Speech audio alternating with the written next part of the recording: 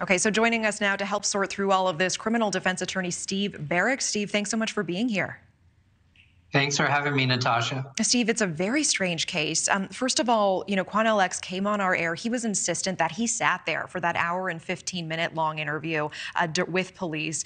He said, under no uncertain terms, that Rudy said he was both drugged and sexually abused by his mom. Police are saying no such report of that during the interview. How is that possible? What do you make of that discrepancy?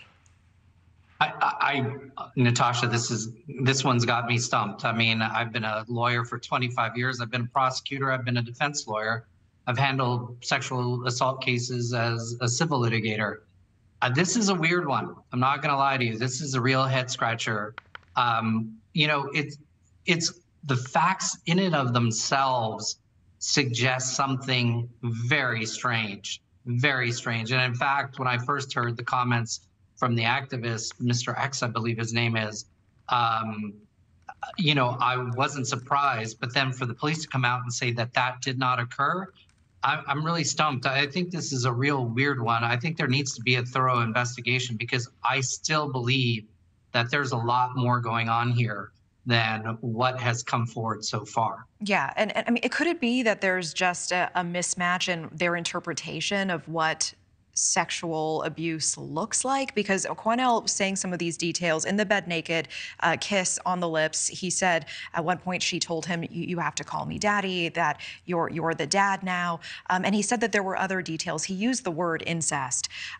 Could it be that the police heard those same details but somehow did not interpret that to cross the line into sexual abuse?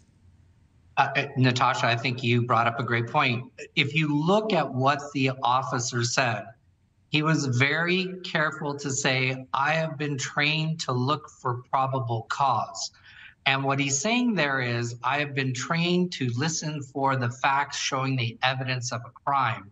So it's possible that everything Quanell said may or may not have been true, but the officers are interpreting that does not reach to the level of having sufficient probable cause to prosecute.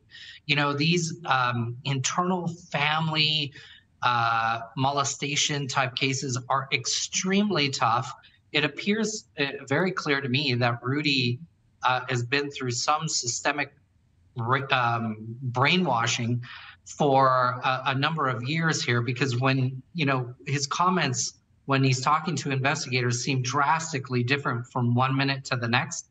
But look, anytime you have a scenario where this now man was reported missing as a teenager, and apparently he wasn't missing at all, but was in the custody of his mother, there's something very strange going on here. And,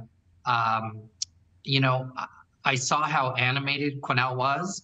And that man heard something, absolutely for sure. And that officer was being very careful with how he was saying. So I think that they're hopefully we're going to hear more over the next few weeks. Yeah, and in the meantime, Quanell also telling NewsNation that he begged police to not let Rudy go back home with his mother after the interview, that he is concerned about his safety. We know Rudy is an adult now. Does it surprise you that they are not separated at this point of the investigation? Yeah, I don't think that there's any legal mechanism for the police to utilize to separate them. He's an adult. He has free will. He can go where he chooses.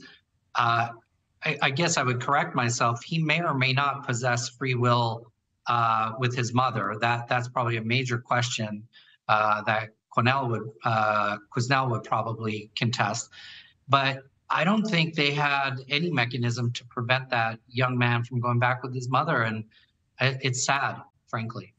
Thank you for watching. Go to newsnationnow.com to find NewsNation on your television provider. And don't forget to click the red subscribe button below to get more of NewsNation's fact-driven, unbiased coverage.